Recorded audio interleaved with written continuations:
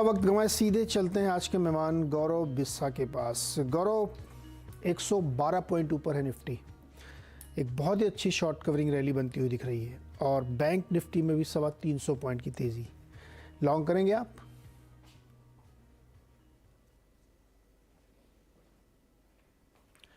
गौरव, आपको आवाज आ रही है? नहीं, शायद गौरव से कनेक्शन अभी जुड़ नहीं पा रहा है। तब तक मार्केट दिखाते हैं आपको। एक इंडेक्स लेवल पे बढ़िया तेज़ी और ब्रॉडर मार्केट में अच्छी तेज़ी। टॉप गेनर हमने आपको बताया था कि अदानी इंटरप्राइजेज है, 10% की मजबूती है, लेकिन इसके अलावा कुछ छोटे छोटे स्टॉक में है। Rain industries, India mart, delta, Nelco, Hindustan Corp, GSPL, ये कुछ और स्टॉक्स जो वायदा में अच्छा कारोबार कर रहे हैं, लेकिन कमज़ोरी भी है। Power grid, Britannia, PVR, max financial, JK cement. Consumption वाले स्टॉक में आज थोड़ा दबाव देखने को मिल रहा है और अडानी ग्रुप पूरा का पूरा, केवल टोटल गैस को छोड़ दें तो सब ग्रीन में इसमें ट्रेड कर रहे हैं। गौरव, इसका लॉन्ग करेंगे आप? आज शॉर्ट कवरिंग का फायदा उठाएंगे? Good morning. देखिए, अच्छा लग रहा है। और यहाँ पे अगर इंडेक्स की बात की जाए तो मैंने पहले भी कहा था कि बैंक निफ्टी जो है वो एक की इंग्रेडिएंट है। तो जो फ्यूल है निफ्टी के लिए वो आपको यही आएगा, धक्का लगाने के लिए निफ्टी रहेगा। तो आपको शॉर्ट कवरिंग दोनों में देखने मिल सकती है, लेकिन अगर बैंक निफ्टी फ्यूचर्स 40,650 अगर सस्टेन करते हैं तो एक बार के लिए 41,200 तक के लेवल आपको देखने मिल सकते हैं। तो बैंक निफ्टी जो है यहाँ से 500-600 पॉइंट और अपसाइड आपको देखने मिल सकती है अगर ये मौजूदा स्तर सस्टेन होते हैं। तो उस लिहाज से अगर आप देखेंगे तो 17,550 के करीब में एक बार निफ्टी इंडेक्स भी जा सकता है। स्पॉट लेवल्स की बात है, वहां पे रिव्यू करना होगा कि आगे और सस्टेनेबिलिटी दिखा रहा है या नहीं दिखा रहा है। इतने गिरावट के बाद में शॉर्ट टाइम फ्रेम में सारे इंडिकेटर्स जो है आपको डाइवर्जेंस भी दिखाएंगे, ओवरसोल्ड में जाएंगे। तो यहाँ पे पुल बैक है जो मुझे लग रहा है अच्छा है। फॉलो बाइंग अगर आती है तो यहाँ पे एक मजबूती और बढ़ेगी। ओके, मजबूती और बढ़ेगी फॉलो बाइंग में, और चूंकि काफ़ी ओवरसोल्ड था तो वहाँ से एक बाउंस बनता हुआ दिख रहा है। कई सारे स्टॉक्स में बहुत अच्छी तेज़ी यहाँ पे बनती हुई दिख रही है। गौरव, कोई स्टॉक भी आइडेंटिफाई किया आपने क्या इस वक्त ट्रेडिंग के लिए? देखिए, मिड कैप स्पेस फिलहाल मैं इसको अवॉइड करूंगा क्योंकि अंडर परफॉर्मेंस रहा है। लार्ज कैप में अगर देखा जाए, जैसे मैंने कहा बैंकिंग में एक बाउंस बैक लग रहा है, तो बैंकिंग क्षेत्र से एक लार्ज कैप प्रोमिनेंट नेम जो रहेगा वो है एक्सिस बैंक। जहां पे अगर आप इसके चार्ट देखिए नीरज जी, तो मैं एक आप शॉर्ट टर्म के लिए इसको मत देखिए। 820 पे 825 पे एक अच्छा मेजर ब्रेकआउट इसमें देखने मिला था। 2 से 2.5 साल का ब्रेकआउट था। स्टॉक ऊपर गया था, आई थिंक अराउंड 940 तक गया था। अब आगे इसने रिटेस्ट किए हैं और उसको रिटेस्ट करके स्टॉक फिर ऊपर जा रहा है। तो यहाँ पे 820 815 के स्टॉप लॉस आप इसको बाय कर सकते हैं। मेरे जो लक्ष्य यहाँ पे होंगे वो कम से कम 940 के होने चाहिए। वो एक लेवल्स के इसको प्ले कर सकते हैं। पोजीशन प्ले होगा, एक और दिन के लिए नहीं रहेगा। ओके, तो ये तस्वीर बननी है। चलिए अपने एक आध दर्शक के पास चलते हैं जो सवाल पूछने चाहते हैं। विक्रम सिंह नई दिल्ली से जुड़ रहे हैं। विक्रम, नमस्कार, बताइए क्या सवाल है आपका? Sir good morning sir. मेरे पास ADSL के शेयर हैं, 100 शेयर हैं 1350 के रेट से। तो मेरा जो व्यू पॉइंट है वो नेक्स्ट 3 to 4 ईयर्स का है। तो अभी क्या करना है, इसमें एवरेज करना है या मतलब प्रॉफिट आ जाएगा? गौरव, CDSL को एवरेज करके रखना चाहिए 3-4 साल के लिए? देखिए, एवरेज तो नहीं करना चाहिए। मैंने आपके चैनल के बंधन से पहले भी ये कहा है कि गिरते हुए स्टॉक्स को आप एवरेज करोगे, आपकी बाइंग प्राइस का हमेशा नीचे रहेगा, आपको एमपी हमेशा लगता रहेगा। तो गिरते हुए स्टॉक को मत कीजिए, वीकनेस को आप बाय मत कीजिए, स्ट्रेंथ को आपको बाय करना है। या तो मेजर सपोर्ट्स वगैरह पे अगर आता है तो आप वहां पे उसको एक बार बाय कर दे सकते हैं। यहाँ पे आप इसके डेली या वीकली चार्ट्स अगर देखेंगे तो डाउन ट्रेंड में क्लियरली स्टॉक है और क्रिटिकल सपोर्ट्स के नीचे फिलहाल ये ट्रेड कर रहा है। तो यहाँ पे आप बने रहेगी, लेकिन एवरेजिंग की मैं इसमें सलाह नहीं दूंगा। ओके, तो इसमें एवरेज करने की सलाह नहीं है, यहाँ पे बने रह सकते हैं आप अगर आपको बहुत लंबे समय तक का इन्वेस्टमेंट करना है। अच्छा, एक बड़ा कन्फ्यूज़न इस समय मार्केट में चल रहा है और वो कन्फ्यूज़न है होली की छुट्टी को लेकर के। महाराष्ट्र में 7 तारीख को है और बाकी देश में 8 मार्च को है। अब इस कन्फ्यूज़न को लेकर के बाज़ार के पार्टिसिपेंट खास तौर पे दिक्कत में आ रहे हैं, उनको बड़ी उलझन सी हो रही है। तो NSE के जो सदस्यों का संगठन है एनमी, उसने एक चिट्ठी लिखी है सरकार को, एक्सचेंज को, वित्त मंत्रालय से भी सभी को, कि इस को ठीक किया जाए, इसको दुरुस्त किया जाए, क्योंकि इससे दिक्कत हो रही है। क्या दिक्कत हो रही है, क्यों उसको चेंज करना चाहिए, इस पर बातचीत करेंगे एनमी के प्रेसिडेंट कमलेश शाह जी से। कमलेश जी नमस्कार। आपके यहाँ तो 8 तारीख को है दिल्ली वगैरह में या बाकी देश में, महाराष्ट्र मुंबई में 7 तारीख को। क्या समस्या क्या रही है, आपने चिट्ठी क्या लिखी है? ये देखो, ये इस टाइम कंफ्यूजन है एक्सेप्ट महाराष्ट्र बाकी सारी जगह पर होली 8 तारीख को मनाई जाएगी। ये एक रंगों का त्योहार है और इसमें फिजिकल इम्पॉसिबिलिटी है ऑफिस ओपन करने के लिए, खास करके लेडीज मेंबर कैसे वो ऑफिस ट्रैवल करेगी। कुछ कमर्शियल प्रीमाइसेस होली के दिन बंद भी है 8 तारीख को, जो कि ट्रेडिंग हॉलीडे नहीं है अभी।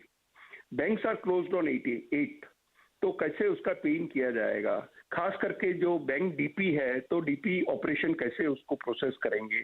T+1 सेटलमेंट है, सेटलमेंट प्रोसेस भी डिस्टर्ब हो सकता है। इवन NSE के रूल कहते हैं कि अगर मेजोरिटी ऑफ मेंबर पार्टिसिपेट न कर पाए तो मार्केट को बंद होना चाहिए।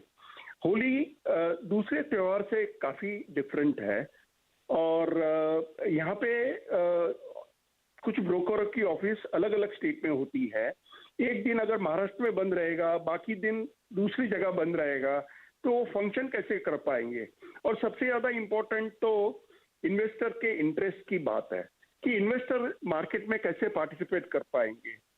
अगर तो मेरा ये मानना है कि एक सिंगल हॉलीडे डिक्लेयर किया जाए पूरे देश के लिए तो ये बेहतर होगा। अगर ये नहीं डिसाइड कर पाते हैं तो मेरा ये सजेशन है कि दोनों दिन हॉलीडे डिक्लेयर कर दे, ट्रेडिंग हॉलीडे डिक्लेयर कर दे, जिससे कि सेटलमेंट प्रोसेस भी स्मूथली हो जाए, इन्वेस्टर को भी कोई नुकसान ना हो और ये त्योहार को भी लोग सही तरीके से मना सके। आपका जो दूसरा वाला सुझाव है बहुत अच्छा है, वो कि 7 और 8 दोनों दिन होली मनाई जानी चाहिए। मैं तो उसके समर्थन में हूँ कि दोनों दिन होनी चाहिए।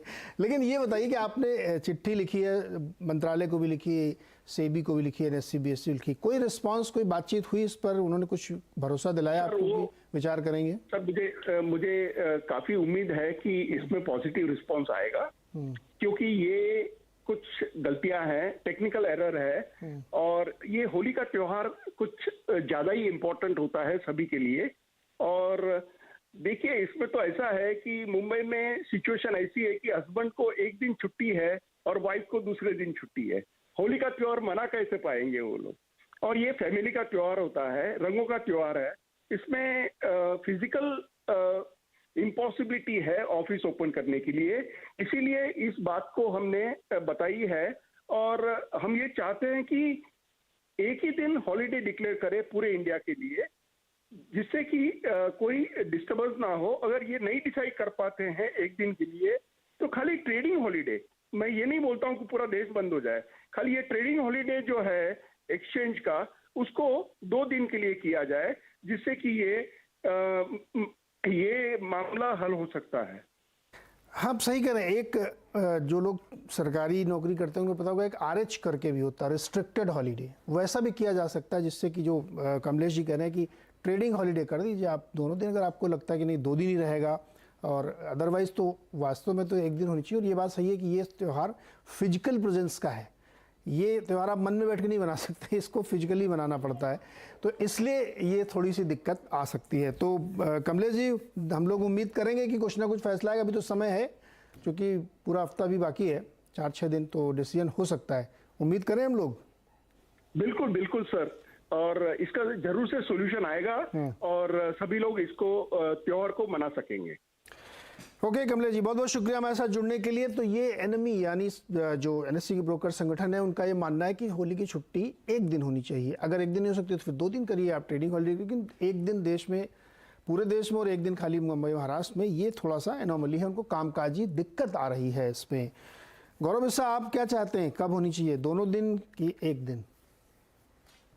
देखिए, दोनों दिन तो सबके लिए अच्छा रहेगा कि आपको भी एक अच्छा मौका मिल जाएगा खेलने के लिए भी, आराम के लिए भी। दिल करना वही चाहेगा, लेकिन ऑब्वियसली मेरे बॉसेस नहीं चाहेंगे वो। तो मैं कंपनी के एम्प्लॉय के हिसाब से कहूँ तो प्रोबेबली 1 दिन होना चाहिए। और इन्होंने बिल्कुल सही कहा कि अब मेरे वाइफ है, वो भी स्टॉक मार्केट में है, तो मैं यही कहूँगा कि उनके लिए भी जाना मुश्किल हो जाएगा। बहुत एक अच्छी बात इन्होंने कही है। तो 1 ही दिन अगर रहेगा तो सिर्फ खेलना भी नहीं, बट एक प्रॉपर एक चैनलाइज हो जाएगा रिसोर्सेज भी। तो 1 ही दिन रखिए, वो मेरे सबसे बेहतर रहेगा। ओके, तो ये भाई सारे पार्टिसिपेंट की मांग है कि 1 दिन होनी चाहिए छुट्टी, वो 7 को हो या 8 को हो, मतलब दोनों दिन में कन्फ्यूज़न नहीं रहना चाहिए, पूरे देश में 1 ही दिन होनी चाहिए। चलिए, उम्मीद करते हैं कि अभी कुछ दिन है, शायद हम लोगों को ये कन्फ्यूज़न दूर होता हुआ दिखे। वापस लौटते हैं अपने दर्शकों की तरफ। संदीप हमारे साथ भोपाल से जुड़ रहे हैं। संदीप, क्या सवाल पूछना चाहते हैं आप? Hello sir. जी जी संदीप बताइए। सर ये मेरे पास BPCL के 150 शेयर्स हैं 337 के उस पे। तो मेरा सवाल ये है कि सर अगर ये नीचे जा रहा है तो कितने प्राइस में इसको एवरेज करूं, और दूसरा ये है कि मैं इसको किस रेंज पे आए तो मैं इसको सेल करूं। गौरव ये बड़ा अच्छा क्वेश्चन है कि ये दोनों परिस्थितियों के लिए तैयार है। 337 इनकी बाई है, कहाँ पे एवरेज करें या कहाँ पे सेल करें?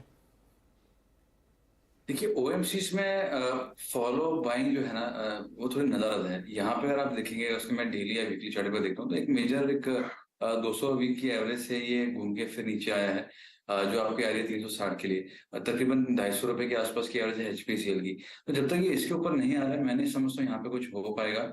हाँ, आप ये कह सकते हैं कि थोड़े डाइवर्जेंस थे, ऊपर गया है स्टॉक, ये आपको टाइम करेक्शन ज्यादा रहेगा। मैं ये समझता हूँ कि एक बार के लिए स्टॉक को अवॉइड कीजिए, निकाल दीजिए, बड़ा इसमें लॉस नहीं है। एक बार अगर निकाल दीजिए, या अगर आपको चाहिए तो 2-4 रुपए नीचे का स्टॉप लॉस रखे, आपको ऊपर में निकालना है तो आप निकाल दीजिए, बट इसमें होल्ड मत रखिए फिलहाल। क्योंकि यहाँ पे देखिए, जितना आप टाइम देंगे, अगर आपने 1 साल के बाद में 10% रिटर्न बनाया तो कहने के लिए रिटर्न खराब नहीं है, लेकिन ऐसा भी हो सकता था कि आप किसी और स्टॉक में डाल के आप ज्यादा रिटर्न बना लें। तो अपॉर्चुनिटी कॉस्ट OMCs में काफी ज्यादा है। ट्रेंड अभी भी फिलहाल उतना क्लियर नहीं है, तो इसको अवॉइड कीजिए। ट्रेडिंग के लिए ऐसे भी हमें इतना अच्छा नहीं लग रहा है, तो आपको यहाँ पे एक बार एग्जिट करना बेहतर होगा। हाँ देखिए, अब LPG के दाम भी बढ़ा है, लेकिन उसके बावजूद शेयर्स पे कोई बहुत बड़ी रौनक आती हुई दिख नहीं रही सारी OMCs में। तो गौरव की ये सलाह है कि इसमें से निकल कहीं और अच्छे इन्वेस्टमेंट में जाना चाहिए। अगला सवाल है अरुण का, मुंबई से। अरुण जी नमस्कार, सवाल पूछिए अपना। नमस्कार सर जी। जी हाँ, मेरे पास LIC जो लिस्टेड वन लेटेस्ट, वो 710 में मैंने 100 शेयर्स बाई किए हैं। तो मेरा टारगेट 1 साल रखने का, 1 या 1.5 साल रख सकते हैं इसको। 710 में आपने लिया है LIC, साल 1.5 साल में 710 से ऊपर जाएगा क्या? देखिए LIC के अगर आप मैं चार्ट देखता हूँ, मैं इसमें एक ट्रेंड रिवर्सल देखने मिला था। जब लिस्टिंग हुआ तो उसके बाद से काफी करेक्शन को देखने मिला था। यहाँ पे मैं कहूँगा कि थोड़ा वो समय बढ़ाना पड़ेगा, क्योंकि वो रिवर्सल दिखाने के बाद में भी अब यहाँ पे फॉल आ चुकी है, तो फिर से डाउन ट्रेंड में फिलहाल आ चुका है। तो यहाँ पे मुझे लग रहा है कि उछाल आपको देखने मिल सकती है, लेकिन मैं 700 के लिए फिलहाल प्ले नहीं करूंगा। इसके इमीडिएट हर्डल्स जो है वो 640 के हैं, तो 640 से 650 आप पकड़ लीजिए। तो ये 650 के ऊपर सस्टेन हो गया तो ये आपके लेवल को पार कर लेगा। और वो कब तक होगा बोलना डिफिकल्ट है, कि जब तक वो कोई डाउन ट्रेंड में है, ये कहना कि डाउन ट्रेंड से अप ट्रेंड में आएगा, वो बोलना काफी डिफिकल्ट होता है। तो मुझे लगता है यहाँ पे बने रहिए। स्थिति ज्यादा खराब इसमें फिलहाल लग नहीं रही है। एक्शन जो है इसके अंदर शुरू होगा वो 650 के ऊपर होगा। तो बने रहिए, लेकिन समय आपको थोड़ा ज़्यादा देना पड़ेगा, तब आपके लक्ष्य आएंगे LIC में हासिल करने के लिए। अगला सवाल है राजेश का, जम्मू से हमारे साथ जुड़ रहे हैं। राजेश जी बताइए, क्या हालचाल है? गर्मी शुरू हो गई वहाँ, अभी भी मौसम बढ़िया है? गुड मॉर्निंग सर, मैं राजेश बात कर रहा हूँ जम्मू विजयपुर से। सर गर्मी अभी शुरू होने को है। अच्छा। मार्च आ गया, अभी गर्मी शुरू होने को है यहाँ। ओके तो गई अभी। जी जी। तो बताइए क्या सवाल है TCS पे? सर मेरा एक TCS था 3466 में 45 क्वांटिटी, और एक है मेरा सर UFlex लिया है मैंने 450 में 60 क्वांटिटी। इन दोनों पे व्यू चाहिए था सर मुझे। बताइए गौरव, पहले TCS 3466 पे इन्होंने लिया है।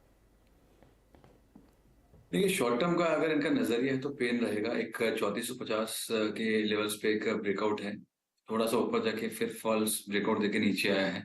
तो यहाँ पे अगर इनका नजरिया शॉर्ट टर्म का है तो कोई अगर उछाल आ रहा है एग्जिट कीजिए। अगर इनका नजरिया 2 साल का है तो बिल्कुल बना रहिए। और मैंने पहले भी कहा है, फिर कह रहा हूँ कि 2 साल के अंदर मुझे काफी अच्छी तेजी लग रही है IT स्पेस के अंदर।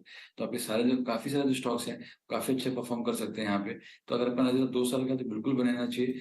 और अगर आपका नजरिया शॉर्ट टर्म का ट्रेडिंग के लिए अगर आप देख रहे हैं तो मैं समझता हूँ कि कोई उछाल देखने मिलती तो एग्जिट कीजिए। 3500 के वीकली क्लोजिंग के जब तक ऊपर नहीं जाएगा स्टॉक थोड़ा रेंज बाउंड रहेगा, टाइम करेक्शन चलता रहेगा इसके अंदर। और UFlex इन्होंने 450 पे ले रखा है। जी कौन सा स्टॉक कहा आपने? UFlex। देखिए अगर मैं यूफ्लेक्स के अगर यहाँ पे मैं डेली चार्ट देखूं मैं यहाँ पे, और जो सबसे पिछले 6 या 9 महीने के भी अगर मैं डेटा में देख पा रहा हूँ चार्ट्स के अंदर, तो कंसिस्टेंटली आप देखिए करेक्शन हो रहा है, काफी डीप करेक्शन भी हुआ है। यहाँ पे मैं कहूंगा जो प्रीवियस स्विंग लो है आपके जो 345-50 के, आप उसको एक बार स्टॉप लॉस रख लीजिए। और ऊपर में एग्जिट के मौके ढूंढे। देखिए काफी करेक्शन आ चुका है और यहाँ पे कोई ऐसे बड़े रिवर्सल के संकेत आ नहीं है। टेक्निकल बाउंस बैक है वो जो अभी हमको फिलहाल देखने मिल रहा है। वीकली चार्ट्स में सभी मेजर में इसके नीचे ट्रेड कर रहे हैं, तो यहाँ पे थोड़ी सी दिक्कतें इसमें आ सकती हैं। तो मेरे हिसाब से उछाल में एग्जिट के मौके ढूंढे। 345 stick stop loss. UFlex में उछाल पे निकलिएगा, क्योंकि इसमें कई सारे एक्शंस भी हाल फिलहाल में आपने खबरों में पढ़े होंगे, तो बहुत वाइज नहीं होगा कि इसमें आप बहुत लंबे समय तक होल्ड करें, क्योंकि नीचे के डाउन साइड ज़्यादा है इसमें।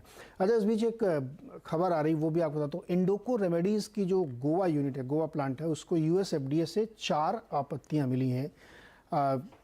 गोवा यूनिट में जो जांच की US FDA ने, तो उसमें उन्होंने 4 ऑब्जर्वेशंस अपने दिए हैं, जिसको इनको जवाब देना पड़ेगा। तो इसलिए स्टॉक पे थोड़ा सा दबाव है, 1-2% के आसपास नीचे ट्रेड कर रहा है इंडोको रेमेडीज़। चलिए आगे बढ़ते फटाफट। MS सिद्दीकी मुरादाबाद से हमारे साथ जुड़ रहे हैं। सिद्दीकी साहब बताइए, क्या सवाल है आपका? Sir, very good morning. जी, good morning. I have got 1,221 shares of Castrol India Limited at the rate of 168 rupees and 69 paisa. This is the average price. Otherwise, it was 191 rupees. मैंने एवरेज करके उसको 168 पे ले आया। अब क्या करना है? बहुत दिन से मेरे पास पड़े हैं, ये कई साल हो गए।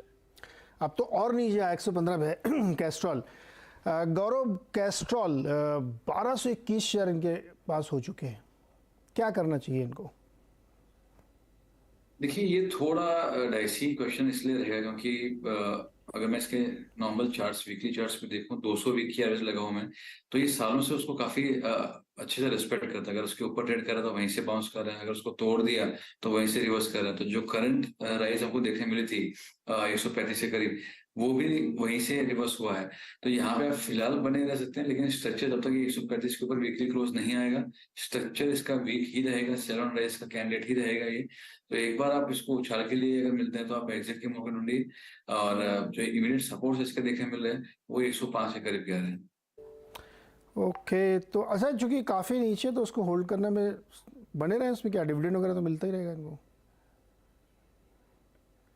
गौरव, देखिए डिविडेंड एक सही चीज है, लेकिन जो असली पैसा बनता है नीरज जी, जो मैं मानता हूँ जिसको, वो है प्राइस अप्रिसिएशन से। अगर आपको साल का डिविडेंड यील्ड पे अगर कहा जाए कि अगर 5%, 7%, 10% भी है तो खराब नहीं है। लेकिन अगर प्राइस अप्रिसिएशन अगर आपको 15-20% CAGR मिल रहा है, तो वो आपको overall long period of time काफी उसका अंतर आपको महसूस होने लग जाएगा। तो मैं हमेशा वो देखता हूँ कि अगर आप डिविडेंड स्टॉक्स को भी बाय करते हैं, हाई डिविडेंड स्टॉक्स, उसको अगर आपने सही प्राइस पर बाय किया तो उसके लिए काफी आपके लिए काफी अच्छा होता है, बिकॉज आप दोनों साइड से पैसा बनाओगे, आप डिविडेंड से भी बनाओगे और स्टॉक मोमेंटम में भी रहेगा। यहाँ पे है कि डिविडेंड भले ही मिलता रहे, लेकिन ट्रेंड है वो वीक है, तो जो आपको डिविडेंड मिलेगा वो उसके फॉल से नलीफाई होता रहेगा, तो वो सबसे पेन पॉइंट्स में बना रहेगा। ओके, तो सिद्दीकी साहब आपके लिए ये राय है कैस्ट्रॉल इंडिया में। विक्रांत नोएडा से हमारे साथ जुड़ रहे हैं, ग्रेटर नोएडा से। विक्रांत, सवाल पूछिए अपना। सर, मेरा 1880 रुपए का बाइंग पे 215 शेयर मैंने लिया है अडानी इंटरप्राइजेस के नाम। गौरव, इस पर राय बनेगी क्या चार्ट पे? जी राय जरूर दूंगा, लेकिन मैं ये कहूँगा कि काफी वोलेटाइल है, और अगर आपके अभी जो मौजूदा स्तर में जो मोमेंटम आया है आपके भाव के करीब, एक बार आप एग्जिट कीजिए। एक रिटेल ट्रेडर के लिए इतनी ऑलरेडी मैनेज करना काफी मुश्किल होता है, बड़े बड़े फंड मैनेजर्स के लिए भी काफी मुश्किल हो जाता है। ये जो उसने जो प्रीवियस लो बनाया था, वही एक हर चार्ट पे आपको देखने मिलेगा कि वो प्रीवियस लो तो नहीं तोड़ेगा तब तक ये वीक नहीं रहेगा। तो उछाल में आप एग्जिट के मौके ढूंढिए। एक 70% इन्वेस्टमेंट से बाउंस पे हमको देखने मिला, तो प्राइमली वापस आपके लेवल्स के आसपास में आ जाए, तो अगर आता है तो एग्जिट के मौके ढूंढिए। फिलहाल ये ग्रुप स्टॉक से आप अवॉइड कीजिए। मैं ये नहीं कहूँगा कि बहुत खराब है और यहाँ से 50% गिरेंगे, बात गिरावट या बढ़त की नहीं है, बात है वोलेटिलिटी की। आप ट्रेड वो लीजिए कि लेने के बाद में आपको थोड़ी पीस मिले। अगर आपकी पीस नहीं है तो मतलब आपके जो सिलेक्शन है वो सही नहीं है। ओके, तो उछाल पर अपने भाव के करीब जब आए तो इसमें से एग्जिट लीजिए। बहुत वोलेटाइल शेयर में बने रहना समझदारी नहीं है यहाँ पे। हमारे साथ हैं आशवीर सिंह हिसार से। आशवीर जी बताइए, क्या सवाल है? अच्छा, आशवीर जी से कनेक्शन जुड़ नहीं रहा हमारे साथ, तो चलिए हम एक ट्विटर से सवाल लेते हैं। ट्विटर पे एक सवाल है ब्रिटानिया पर। पूछना चाहते हैं कि जो इस वक्त मानसून की और एल नीनो की बातचीत चल रही है, इसको भी डिस्काउंट कर लें देखते हुए, क्या ब्रिटानिया में करंट प्राइस पे किसी प्रकार का ट्रेड बनता है? गौरव। देखिए, फंडामेंटली तो मैं इस पर राय नहीं दे पाऊंगा, लेकिन अगर मैं टेक्निकल के हिसाब से अगर देखूं तो मैं यहाँ पे प्रायोरिटी नहीं कहूंगा। 4200 के आसपास में अगर आता है स्टॉक, तो मेरे लिए वो एक बेटर एंट्री पॉइंट होगा। प्रीवियस ब्रेकआउट का रीटेस्ट होगा, तो स्टॉक में स्ट्रक्चर में खराबी इतना ज्यादा नहीं लग रही, लेकिन फिलहाल मैं इसको अवॉइड करूंगा, मैं इसको बाय करने की सलाह नहीं दूंगा। ओके, तो लॉन्ग या शॉर्ट दोनों ही इसमें सिचुएशन ठीक नहीं है, तो इसको फिलहाल अवॉइड करना चाहिए। गौरव, बहुत बहुत शुक्रिया हमारे साथ जुड़ने के लिए, दर्शकों की मदद करने के लिए। बाजार में अच्छी खासी तेज़ी बनी हुई है, 100 पॉइंट से ज़्यादा निफ्टी में मजबूती है और 350 पॉइंट बैंक निफ्टी में। इसी के साथ आपको छोड़ते हैं एक छोटे से ब्रेक के साथ, उसके बाद लौटेंगे तो होगा खिलाड़ी नंबर 1।